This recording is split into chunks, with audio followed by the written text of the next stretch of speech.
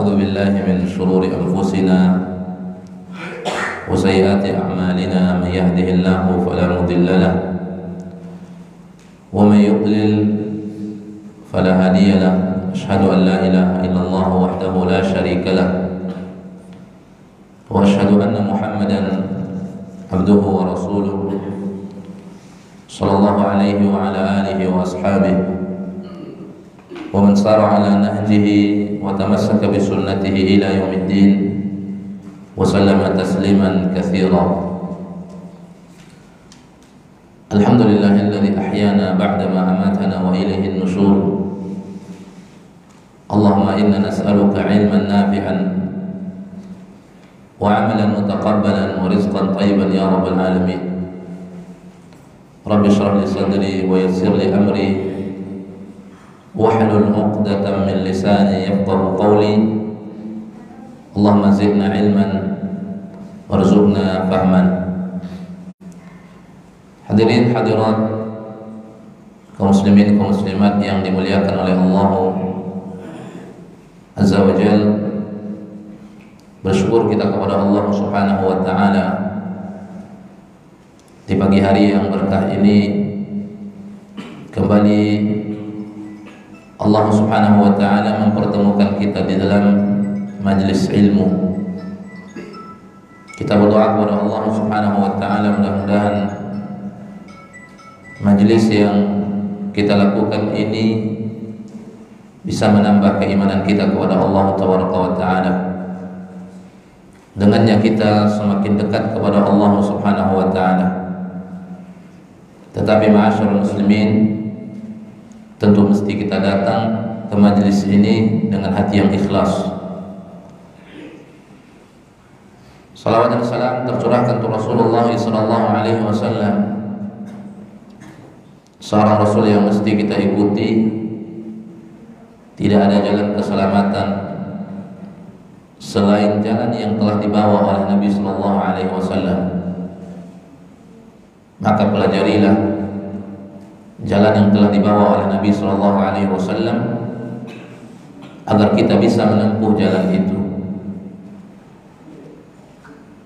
Allah Tabaraka wa taala mengatakan dalam Al-Qur'an, "Wa may yushaqiqir rasul min ba'di ma tabayyana lahul huda wa yattabi' ghayra sabilil mu'minin nuwallihi ma tawalla wa nuslihi jahannam wa sa'at masirah." Barang siapa yang menentang Rasul setelah jelas baginya petunjuk, kemudian mereka mengikuti jalan selain jalan orang-orang yang beriman. Orang-orang yang beriman di dalam ayat itu adalah sahabat Nabi. Sahabat Nabi sallallahu alaihi wasallam yang mereka tempuh adalah jalan Nabi sallallahu alaihi wasallam. Lalu diancam oleh Allah Azza wa Jalla, nuwallihi ma tawalla. Akan kami palingkan mereka kepada apa yang mereka inginkan, dan akan kami masukkan mereka ke dalam neraka Jahannam, dan neraka Jahannam seburuk-buruk tempat kembali, kata Allah Azza wa Jalla. Mudah-mudahan kita semua termasuk orang-orang yang berjalan di atas jalannya Rasulullah sallallahu alaihi wasallam. Tercurahkan salawat dan salam untuk keluarga Nabi, seluruh para sahabatnya radhiyallahu anhum ajma'in, wa man tabi'ahum bi ihsanin ila yaumiddin. Hadirin hadirat muslimin kaum muslimat azani Allah wa iyyakum, kembali kita membaca risalah mukhtasarah yang ditulis oleh Syekh Abdul Razzaq hafizahullah wa waffaqahullah ila kulli khair, nafa'a bi ilmi al-Islam wal muslimin. Kita masih di dalam kaidah yang pertama, yaitu di dalam mensucikan jiwa kita, karena kita menginginkan jiwa kita termasuk jiwa-jiwa yang disucikan oleh Allah Taala. Karena orang yang beruntung menghadap kepada Allah Taala, orang-orang yang memiliki jiwa yang suci, orang-orang yang memiliki hati yang bersih, illa man atallah biqalbin salim, kecuali orang-orang yang menjumpai Allah Jalla wa'ala, yang datang kepada Allah Subhanahu wa ta'ala dengan hati yang selamat. Terutama ma'asyar muslimin, selamat dari segala bentuk kesyirikan-kesyirikan. Ini yang paling utama. Makanya kaidah yang pertama yang beliau bawakan, beliau mengatakan at-tauhidu aslun ma tazku bihi nufus. Tauhid adalah tonggak utama, pondasi yang dengannya seseorang mensucikan jiwanya. Belum selesai kaidah yang pertama ini, kita masih di dalam kaidah yang pertama. Kembali kita lanjutkan. Kita sampai kepada sebuah ayat di mana karena tauhid inilah diutusnya para nabi oleh Allah Taala, agar dengan tauhid itu umat-umat para nabi itu bisa mensucikan dirinya. Maka Allah mengatakan dalam surat Az-Zumar ayat 65, وَلَقَدْ أُوحِيَ إِلَيْكَ وَإِلَى الَّذِينَ مِنْ قَبْلِكَ لَإِنْ أَشْرَكْتَ لَيَحْبَطَنَّ عَمَلُكَ وَلَتَكُونَنَّ مِنَ الْخَاسِرِينَ. Kembali kita lanjutkan. Kemudian beliau mengatakan, وَهُوَ الذَّنْبُ الَّذِي لَا يَغْفِرُهُ اللَّهُ عَزَّ وَجَلَّ أَبَدًا لِمَنْ مَاتَ عَلَيْهِ كما قال تعالى إن الله لا يغفر أن يشرك به ويغفر ما دون ذلك لمن يشاء. Jadi ketika kita bicara tentang tauhid, dengannya seseorang bisa mensucikan dirinya, bisa membersihkan hatinya. Karena kalau sudah tauhid terdapat di dalam jiwa seseorang, maka akan mudah baginya untuk menerima kewajiban-kewajiban yang ada setelahnya. Maka kenapa para sahabat itu mereka mudah menerima perintah-perintah Allah, mudah menerima perintah-perintah Nabi? Karena tauhid itu sudah tertanam di dalam jiwa mereka. Tauhid itu sudah hadir di dalam jiwa mereka, sehingga apapun yang diperintahkan oleh Allah dan apapun yang diperintahkan oleh Nabi, maka mereka selalu mengatakan sami'na wa ata'na. Tidak ada pembangkangan di dalam jiwa para sahabat dan tidak ada penolakan di dalam diri mereka terhadap apapun yang diperintahkan oleh Nabi kepada mereka. Kenapa? Karena tauhid dahulu yang ditanam oleh Nabi. Ya, ketika tauhid telah tertanam di dalam jiwa mereka sudah bersih. Ketika tauhid telah tertancap dengan kuat di dalam hati mereka, maka hati mereka telah bersih. Kalau hati sudah bersih, mudah menerima kewajiban-kewajiban untuk dilakukan, kemudian menerima larangan-larangan untuk ditinggalkan. Maka kalau kita sebutkan tentang kewajiban, tentang sesuatu yang sunnah, ini seakan-akan tidak ada perbedaannya. Tidak ada sahabat di dalam penerapan sehari-hari antara yang wajib dan yang sunnah itu nyaris-nyaris tidak ada perbedaan. Semua perintah mereka lakukan dan mereka tidak bertanya kepada Nabi, akankah perintah ini sunnah atau wajib? Padahal mereka mengilmuinya, mana perintah yang wajib, mana perintah yang sunnah, mana larangan yang diharamkan, mana larangan yang dimakruhkan. Mereka mengerti. Tetapi begitu sudah Allah perintahkan, Nabi perintahkan, mereka lakukan tanpa memandang apakah ini sunnah atau wajib. Begitu Allah melarang, Nabi melarang, mereka tinggalkan tanpa mandang bulu apakah ini haram atau makruh. Perintah mereka lakukan, kemudian larangan mereka tinggalkan.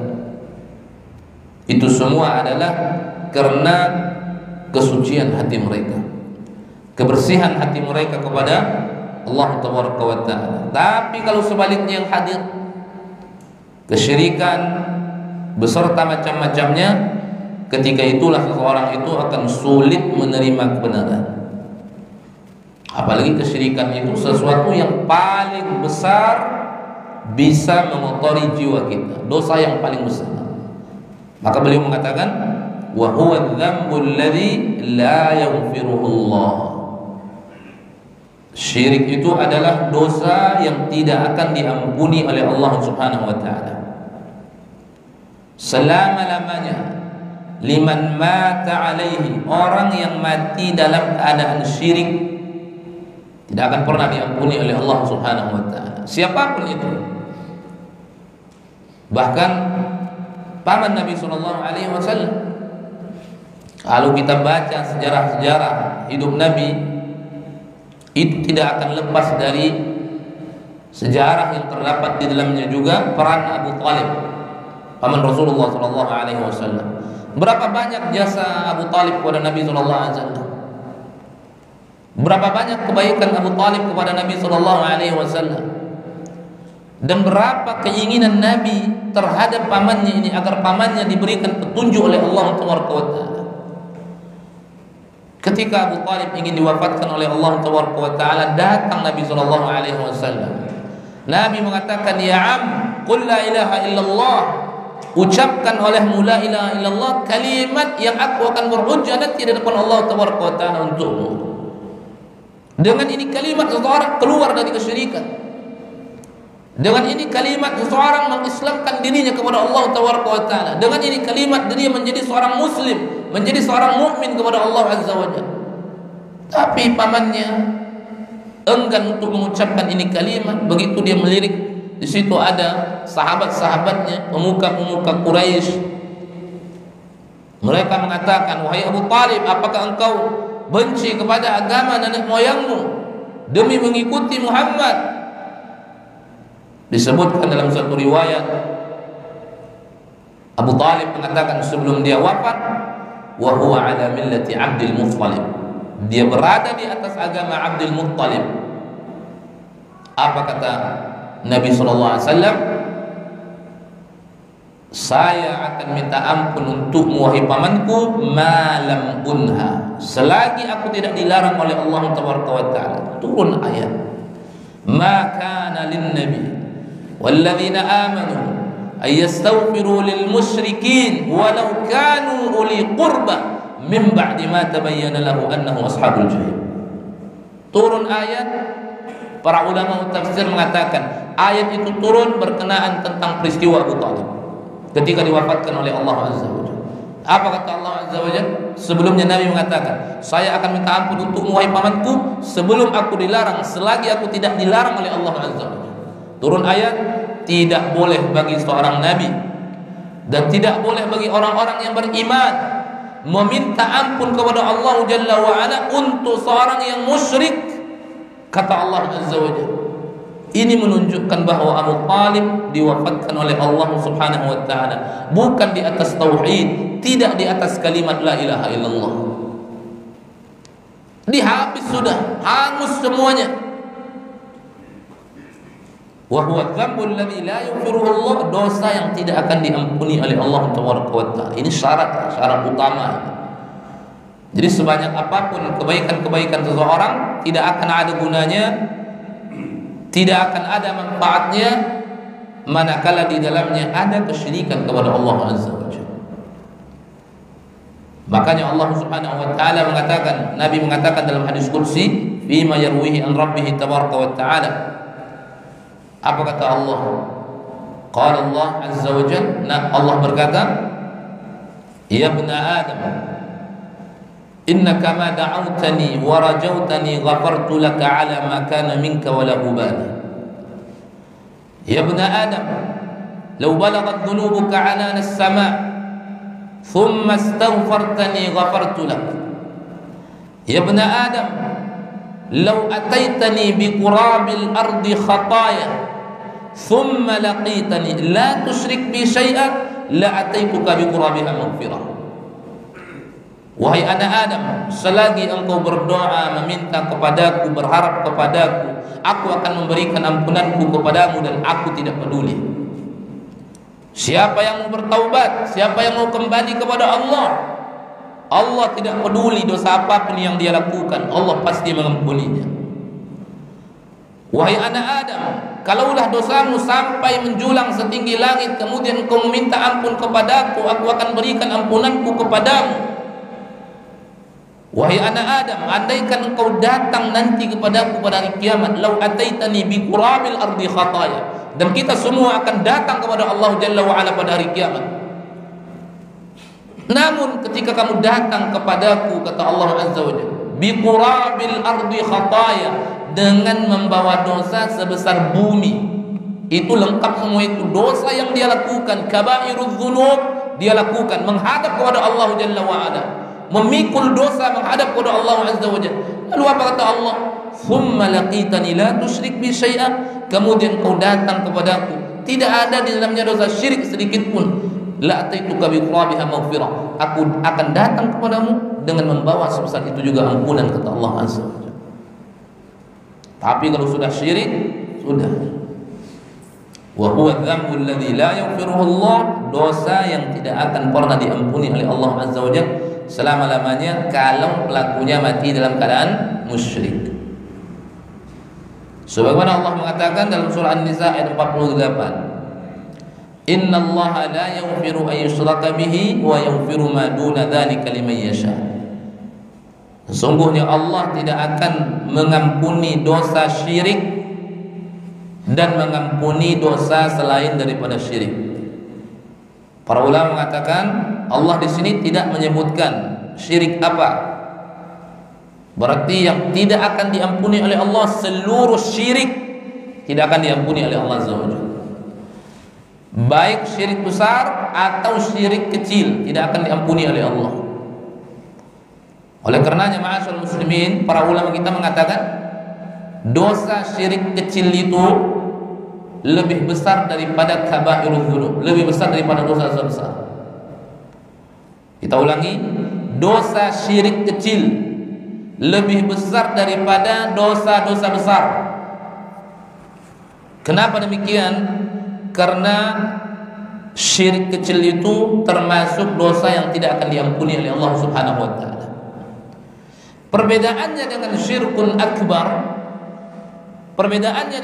akbar, syirkun akbar tidak akan diampuni dan pelakunya akan Allah kekalkan dalam api neraka Jahannam. Karena Allah mengatakan wa ma'wahun nar, tempat tinggalnya neraka. Kalau tempat tinggalnya neraka kemudian dosanya tidak diampuni oleh Allah Jalla wa Ala, berarti mereka akan dikekalkan oleh Allah Subhanahu wa taala. Yang sebelumnya Allah mengatakan Allah haramkan baginya surga, haram baginya surga, kemudian tempat tinggalnya neraka dan tidak diampuni oleh Allah Taala. Ini syirkun akbar. Adapun syirkun asghar sama, tidak diampuni oleh Allah Subhanahu wa taala, tetapi tidak Allah kekalkan dalam api neraka. Ini perbedaannya. Sementara kabairudz dzunub, sementara dosa-dosa besar, qad yaghfiruhullah, bisa jadi Allah ampuni. Karena salah satu daripada akidah ahli sunnah adalah seluruh dosa itu tahta masyiatillah azza wa jalla, di bawah kehendak Allah Subhanahu wa taala. Selain daripada syirik, ya, seluruh dosa selain daripada syirik atau dosa yang semisal dengannya, dosa yang mengkafirkan, yang menjerumuskan pelakunya ke dalam kesyirikan dan dia menjadi seorang yang musyrik, selain daripada dosa itu maka diampuni oleh Allah. Apa dalilnya? Wa yaghfiru ma duna dzalika liman yasha. Dan Allah memberikan ampunan terhadap dosa selain daripada syirik bagi siapa yang dikehendaki oleh Allah Taala. Dari situ para ulama kita mengatakan syirkun asghar, dosanya lebih besar daripada kabairudz dzunub. Jadi ada orang-orang yang nanti di akhirat memiliki dosa-dosa besar tapi ternyata diampuni oleh Allah Taala. Kenapa? Tidak ada dosa yang masih melekat di dalam dirinya ketika dia mati, tidak ada yang masih melekat dosa syirik, baik yang besar atau yang kecil. Tapi kalau masih ada yang besar, nasallallahu salamatal afiyah, Allah kekalkan dalam neraka Jahannam. Karena Allah mengatakan la in asyrakta la yahbatanna 'amaluk wa la takunanna minal khasirin. Begitu juga ketika ada syirkun asghar, Allah tidak akan mengampuninya. Kalau ternyata kejahatan-kejahatannya lebih besar daripada kebaikan-kebaikannya, daripada pahala-pahalanya, maka akan Allah siksa dia di dalam neraka jahanam, namun tidak Allah kekalkan. Tapi peluang ampunan itu tidak ada, karena ada syirik-syirik di dalamnya. Ketika dilihat ternyata dosa seorang hamba itu tidak ada syirik, baik akbar atau asghar, tetapi di dalamnya ada dosa-dosa besar, di dalamnya ada dosa zina, di dalamnya seluruh dosa-dosa besar ada, masih ada kemungkinan untuk dia masuk ke dalam surga apabila dia mendapatkan ampunan dari Allah Azza wa Jalla. Tapi ternyata tidak ada ampunan Allah Azza wa Jalla, Allah tidak berikan ampunan kepadanya, dan kejahatannya lebih berat daripada kebaikan-kebaikannya, dosanya lebih berat daripada pahala-pahalanya. Allah masukkan dia ke dalam neraka dan Allah bakar dia dengan takaran dosa, kemudian Allah masukkan ke dalam surga. Terkadang belum selesai dibakar dosanya, itu sudah Allah pindahkan ke surga lewat syafaat-syafaat. Bisa syafaat sahabat-sahabat yang saleh, bisa syafaat Nabi SAW, karena Nabi mengatakan dalam sebuah hadis, syafaati li ummati min ahli al-kabair, atau syafaati li ahli al-kabair min ummati, syafaatku akan aku berikan kepada umatku yang melakukan dosa-dosa besar, kata Nabi SAW. Tapi kalau sudah ada syirik di dalamnya, sudah, maka pasti akan disiksa oleh Allah Azza wa Jalla. Maka kemungkinan pertama Allah kekalkan dia, kemudian tidak. Kalau syirkunnya syirkun akbar akan Allah kekalkan, kalau syirkunnya asghar tidak akan Allah kekalkan dia dalam neraka jahanam. Ini perbedaan antara asghar dengan akbar. Makanya ketika disebutkan asghar itu artinya kecil, itu bukan berarti dosanya kecil. Makanya para ulama tadi mengatakan bahwa dosa-dosa syirik kecil itu lebih besar daripada dosa-dosa besar. Kemudian beliau mengatakan, wa harramallahu azza wa jalla al-jannata ala kulli man asyraka ma'ahu ghairahu. Dan Allah haramkan baginya surga atas setiap orang-orang yang melakukan kesyirikan kepada Allah dengan selainnya. Sebagaimana Allah mengatakan, innahu may yusyrik billah faqad harramallahu alaihi al-jannah. Sesungguhnya orang-orang yang melakukan kesyirikan kepada Allah, Allah haramkan baginya surga, tempat tinggalnya neraka. Wa ma lil-zalimin min ansar, dan tidak ada pertolongan bagi orang-orang yang zalim. Karena kesyirikan itu sama, itu adalah kezaliman. Karena seluruh dosa itu, kaum muslimin kaum musliman, adalah kezaliman, dan kezaliman yang paling besar itu adalah syirik. Ini juga yang disebut oleh Allah Azza wa Jalla tentang nasihat Luqmanul Hakim kepada anaknya. Wa idh qala Luqmanu li ibnihi wa huwa ya'idhuhu ya bunayya la tusyrik billah inna syirka la dzulmun adzim. Tidak ada kezaliman yang lebih besar daripada kesyirikan kepada Allah Taala. Kemudian beliau mengatakan, fa idza haqqaqal 'abdu at-tauhid hasalat lahu az-zakah al-kamilah wa hasalat lahu al-hidayah wal amnu at-tamman fid dunya wal akhirah. Apabila seorang hamba mewujudkan tauhid, maka dia akan mendapatkan pensucian jiwa yang sempurna. Apalagi semakin sempurna pentauhidannya, apalagi semakin sempurna pentauhidannya. Karena tauhid dalam jiwa seorang itu terkadang juga bertingkat-tingkat. Sampai-sampai Syekh Muhammad bin Abdul Wahhab At-Tamimi rahimahullah membuat satu judul di dalam kitabnya, Kitab At-Tauhid alladhi huwa haqqullahi 'alal 'abid. Beliau mengatakan apa? Bab man haqqaqa at-tauhid dakhala al-jannata bighairi hisab wala 'adzab. Bab barang siapa yang menyempurnakan tauhid, mewujudkan tauhid sebenar-benarnya di dalam jiwanya, dakhala al-jannata bighairi hisabin wala 'adzab. Dia akan masuk surga tanpa dihisab, tanpa diazab. Jadi semakin tinggi derajat tauhid seseorang yang terdapat di dalam jiwanya, maka semakin tinggi kedudukannya, semakin sempurna kesucian jiwanya. ketika sempurna kesucian jiwa seseorang, dakhalal jannata bighairi hisabin wala adab, maka dia akan masuk ke dalam surga tanpa dihisab, tanpa diadab. Dan ini disebutkan oleh Nabi dalam hadis tentang mereka-mereka yang akan masuk surga tanpa dihisab, tanpa diadab. Disebutkan gambarannya oleh Nabi atau kriterianya oleh Nabi. Siapa mereka?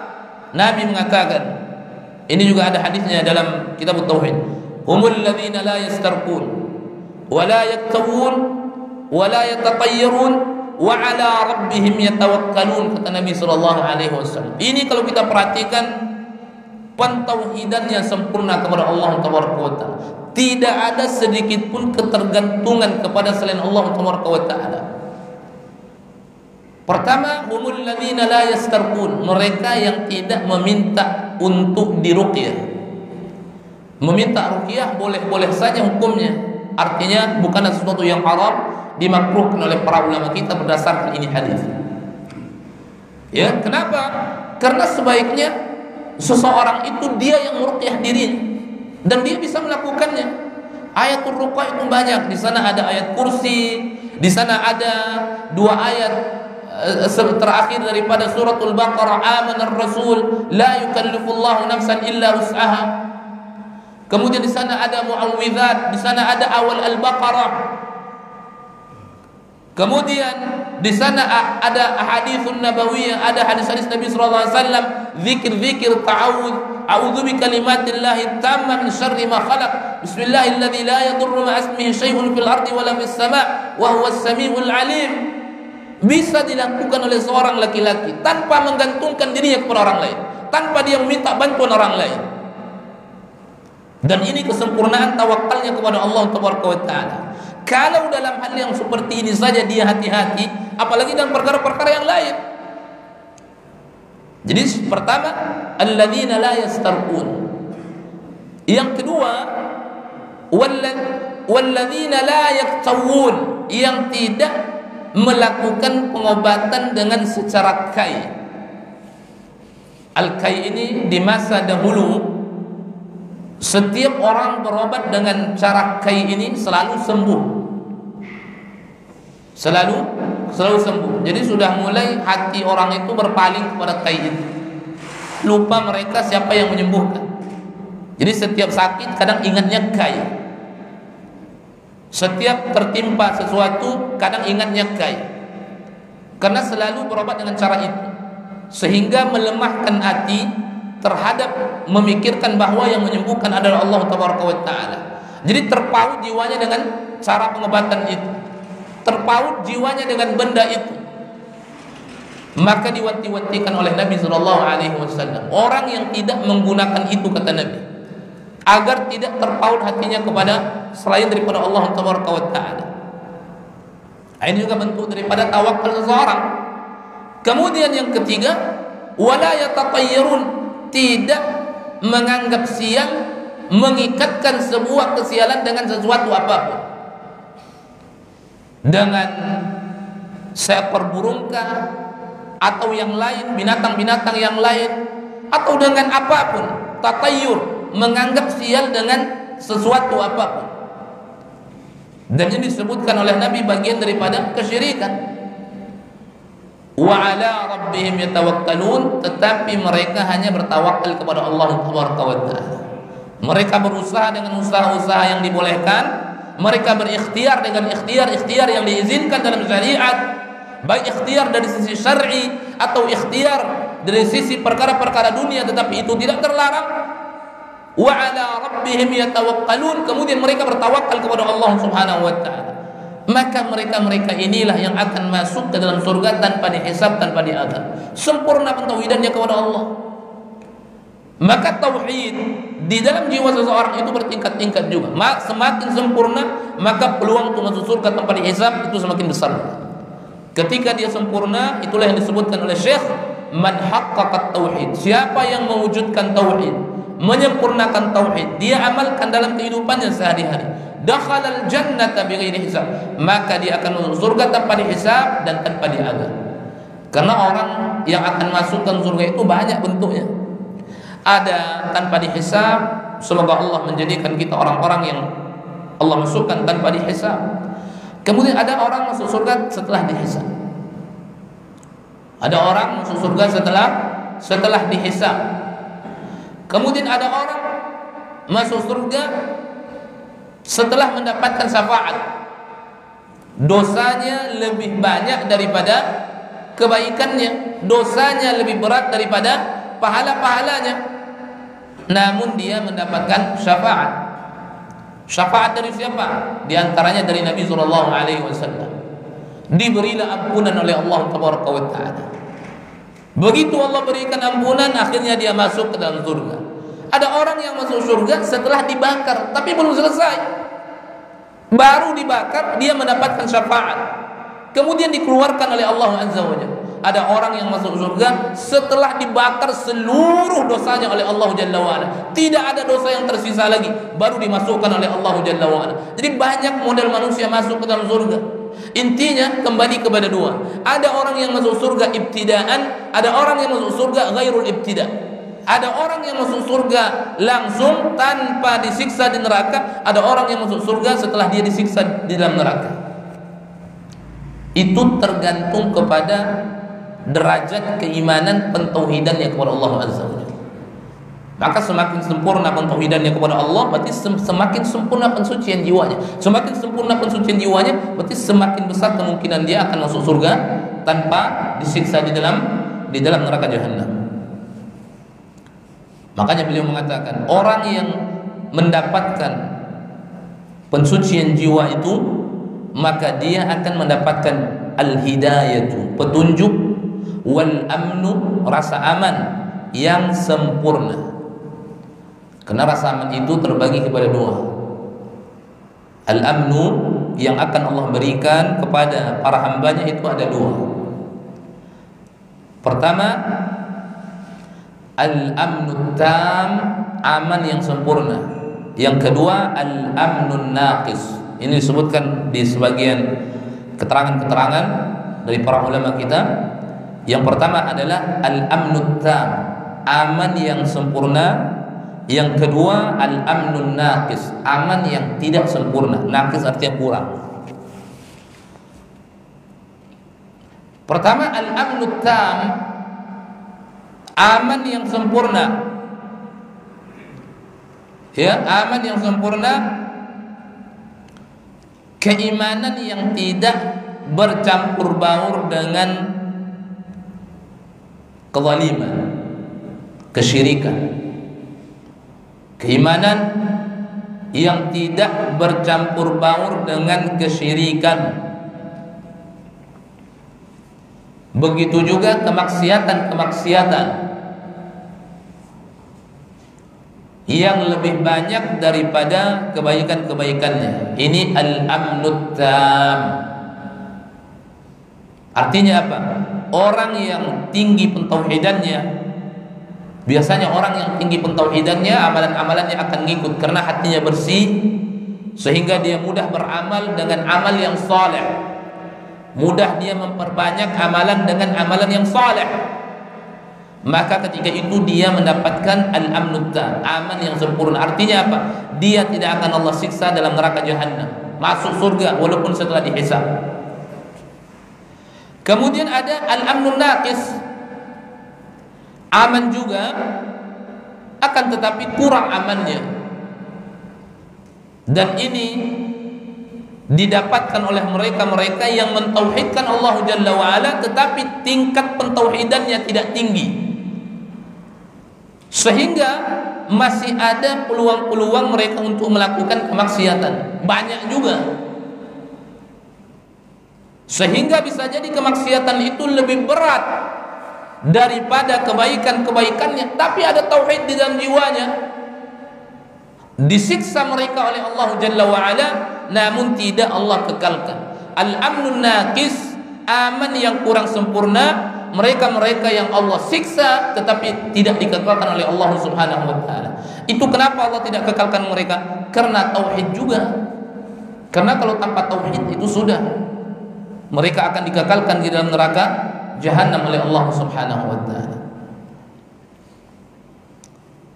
Allah mengatakan alladzina amanu dalam surat Al-An'am ayat 82. Alladzina amanu, orang-orang yang beriman, walam yalbisu imanahum, tidak mencampurkan keimanannya dengan kezaliman. Ulaika lahumul amnu wa hum muhtadun, maka mereka akan mendapatkan rasa aman dan mereka akan diberikan petunjuk oleh Allah Jalla wa Ala. Aman yang mereka dapatkan aman yang sempurna. Kenapa? Karena mereka tidak campur baurkan keimanannya dengan segala bentuk kezaliman. Maka rasa aman yang mereka dapatkan itu sempurna dari Allah Subhanahu wa taala. Jadi bisa kita lihat ma'asyiral muslimin, setiap pentauhidan seseorang muslim di dalam jiwanya semakin tinggi, maka dia akan semakin bersegera untuk memperbanyak amal saleh dan akan semakin jauh dari pintu-pintu keburukan. Makanya para nabi itu Allah sifati di ujung ayat, kalau tidak salah surat Anbiya, di ujung ayat ketika Allah mengisahkan tentang para nabi. Allah mengisahkan Nabi Ayub ketika Nabi Ayub ditimpa musibah. Allah mengisahkan Nabi Idris, Zulkifli, kemudian Yunus alaihi salam. Allah kisahkan para nabi, kemudian Allah kisahkan Nabi Ibrahim, Allah kisahkan Nabi Zakaria alaihi salam. Di penghujung ayat yang Allah kisahkan mereka itu, Allah mengatakan apa? Innahum kanu yusari'una fil khairati wa yad'unana raghaban wa rahaba wa kanu lana khashiyin. Hamba-hamba kami itu, para nabi itu, kata Allah Azza wa Jalla, hamba-hamba kami yusari'una fil khairat, mereka adalah orang-orang yang berlomba-lomba, bersegera menuju pintu-pintu kebaikan, kata Allah Jalla wa Ala. Wa yad'unana raghaban wa rahaba, selalu meminta beribadah kepada kami dengan harap-harap cemas, kata Allah Jalla wa Ala. Kenapa mereka bisa melakukan hal yang seperti itu? Karena pentauhidan besar pula hadir dalam jiwa mereka itu. Sempurna pentauhidan mereka kepada Allah Jalla wa Ala. Maka bersegera mereka melakukan amal saleh, kemudian bersegera mereka meninggalkan pintu-pintu kejahatan. Tapi kalau pentauhidannya juga terkadang berkurang, kemudian terkadang naik, terkadang berkurang, maka ketika itu juga pintu-pintu kemaksiatan itu bisa dia lakukan. Maka semakin tinggi pentauhidan seseorang, maka akan semakin besarlah peluang baginya untuk mendapatkan al-amnu tam tadi, aman yang sempurna tadi, bahwa dia tidak akan dimasukkan ke dalam neraka oleh Allah Azza wa Jalla. Dia akan dimasukkan ke dalam surga, baik masuknya dia ke dalam surga tanpa dihisab atau setelah dihisab. Setelah dihisab ternyata amalan baiknya lebih berat daripada amalan buruknya. Dan ingat, kenapa amalan baiknya lebih berat daripada amalan buruknya? Tauhidlah yang mendorong dia untuk selalu melakukan amal saleh. Kenapa? Karena ketika tauhid besar hadirnya dalam jiwanya, maka bersih jiwanya. Ketika jiwanya bersih, ketika jiwanya suci, ketika itulah dia mudah untuk memperbanyak amal-amal ibadah kepada Allah tabaraka wa taala. Kemudian beliau mengatakan, famata akhlasal abdu, maka ketika seorang mengikhlaskan kepada Allah Subhanahu wa taala mahabbah, merendahkan diri di hadapan Allah Azza wa Jalla, az-zulla lillah wal mahabbah lahu, maka ikhlaslah amalannya dan bersihlah amalannya. Khalasat a'maluhu wa sahhat wa zakkat nafsuhu wa tabat, wa zakkat nafsuhu wa tabat, maka sucilah dirinya dan bersihlah dirinya. Wa mata adkhala 'alaiha ma yashubuha min syawa'ib syirk, dan ketika dia masukkan ke dalam jiwanya sesuatu yang bisa mengotori dirinya dari kotoran-kotoran kesyirikan, dakhala 'ala nafsihi, maka masuk pula ke dalam dirinya kotoran itu dan terkotori dirinya sama dengan kotoran yang masuk ke dalam dirinya. Jadi sebesar apa dia mengotori dirinya, maka sebesar itu pula lah dirinya terkotorkan oleh kotoran-kotoran syirik yang masuk ke dalam jiwanya. Fala zakata lin nafsi, maka tidak ada pensucian bagi jiwa seseorang, kata beliau, illa bi tahqiqit tauhid, kecuali dengan mewujudkan tauhid. Wa ifradillahi azza wa jalla bil ibadah, mengesahkan Allah tabaraka wa taala dalam segala ibadah, wa ikhlasil amal lahu, mengikhlaskan amalan hanya untuk Allah tabaraka wa taala. Berarti dia di sini ada ya wanti-wantian terhadap dua tauhid. Pertama tentang dua syirik. Pertama syirkun akbar. Ketika beliau mengatakan wa ifradillahi azza wa jalla bil ibadah, mengesahkan Allah dalam beribadah, artinya dia tidak melakukan kesyirikan, syirkun akbar kepada Allah azza wa jalla. Kemudian wa ikhlasil amal lahu, mengikhlaskan amalan kepada Allah, berarti dia tidak melakukan syirkun asghar. Berarti sempurna. Dia tidak melakukan syirkun akbar, nasallallahu salamatal afiyah, dan dia tidak melakukan syirkun asghar, nasallallahu salamatal afiyah. Dia jaga pentauhidannya kepada Allah, tidak menjerumuskan dirinya ke dalam kesyirikan baik yang besar atau yang kecil. Ketika itu dia dapatkan, maka sempurnalah pentauhidan seseorang kepada Allah azza wa jalla. Allah mengatakan ala lillahi dinul khalis, hanya milik Allah ibadah itu semata, hanya milik Allah agama itu semata. Artinya apa? Ibadah-ibadah yang kita lakukan hanya milik Allah tabaraka wa taala, la syarikalah. Bahkan Nabi pun Allah perintahkan untuk mengatakan apa? Qul, ucapkan olehmu wahai Muhammad, inna salati wa nusuki wa mahyaya wa mamati lillah rabbil alamin. Ini Nabi, katakan olehmu wahai Muhammad, sesungguhnya salatku, sesungguhnya penyembelihanku, kehidupanku, kematianku, seluruhnya hanya milik Allah Jalla wa ala. La syarikalah, tidak ada sekutu bagi Allah Subhanahu wa taala. Kemudian beliau mengatakan kalimat penutup, wala zakata lin nafsi, dan tidak ada pensucian bagi jiwa illa bi takhlisiha min asyirki bi jami'i anwa'i, kecuali membebaskan jiwa itu dari segala bentuk kesyirikan dan macam-macamnya.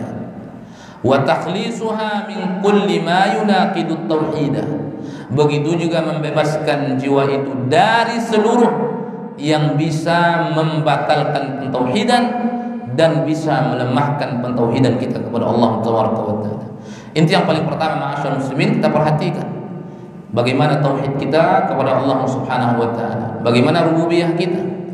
Karena masih banyak di antara kaum muslimin terjerumus ke dalam syirkun karena tidak mentauhidkan Allah dari sisi rububiyah. Rububiyah adalah mengesahkan Allah tabaraka wa taala di dalam perbuatan-perbuatan Allah azza wa jalla. Allah yang menyembuhkan, Allah yang memberikan mudarat, Allah yang mengangkat mudarat, Allah yang memberikan manfaat, Allah yang mencabut manfaat. Maka mintalah manfaat-manfaat dari Allah azza wa jalla. Berlindunglah dari mudarat-mudarat kepada Allah subhanahu wa taala, bukan kepada selain Allah jalla wa ala. Bukan berlindung kepada kuburan, bukan berlindung kepada sesuatu yang dianggap keramat, bukan dengan melakukan sesajian yang dengannya mereka menyekutukan Allah tabaraka wa taala, tetapi kepada Allah azza wa jalla. La yanfa' wa la yadur illa Allah.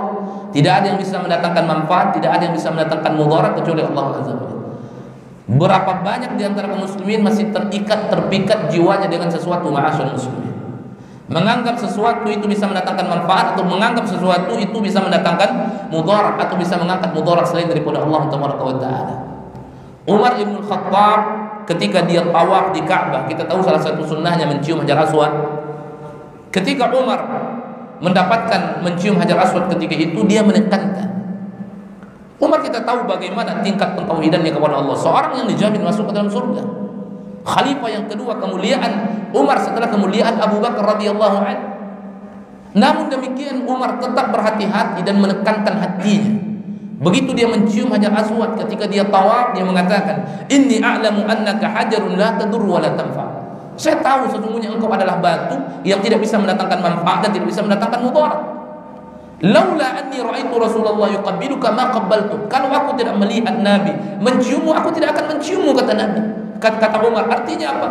Tidak ada sedikit pun terpikat hatinya kepada itu batu. Tidak ada anggapan-anggapan ini batu bisa mendatangkan manfaat, ini batu bisa mendatangkan mudarat, atau ketika tidak dicium maka engkau akan termudaratkan, atau engkau tidak akan sempurna umrahmu kepada Allah Jalla wa ala, bahkan mungkin tidak sah umrahmu kepada Allah Jalla wa ala. Ini keyakinan yang menyimpang, ma'asyarul muslimin. Berapa banyak di antara kaum muslimin yang masih terikat hatinya dengan benda-benda yang mungkin mereka katakan ini benda keramat, yang mungkin mereka katakan ini benda akan mendatangkan manfaat atau mudarat, keyakinan yang mereka gantungkan. Ini tidak boleh. Ya. Kemudian yang kedua, uluhiyah, mengesahkan Allah Jalla wa Ala dalam seluruh ibadah kita. Ifradullah tabaraka wa taala fil ibadah. Maka kita mesti mengenal seluruh ibadah. Apa itu ibadah? Agar ibadah ini kita berikan hanya kepada Allah tabaraka wa taala. Faman sarafa syai'an min anwa'il ibadah, siapa yang memalingkan satu saja dari bagian daripada ibadah kepada Allah Jalla wa Ala, berarti dia telah melakukan kesyirikan kepada Allah tabaraka wa taala. Kemudian kita esahkan Allah dengan nama-namanya dan dengan sifat-sifatnya. Alhamdulillah di masjid kita juga ada kajian yang berkenaan dengan asma' wa sifat. Silahkan diikuti, pahami dengan baik, dan kita esahkan Allah di atasnya. Maka siapa yang sempurna pentauhidannya kepada Allah, maka sempurna pensucian jiwanya. Dan mereka inilah orang-orang yang akan menemui Allah Subhanahu wa taala, dan Allah akan memberikan kebaikan-kebaikan kepada mereka. Ingat Allah mengatakan, yaumul la yanfa'u bihi malun wala banun illa man atallaha biqalbin salim.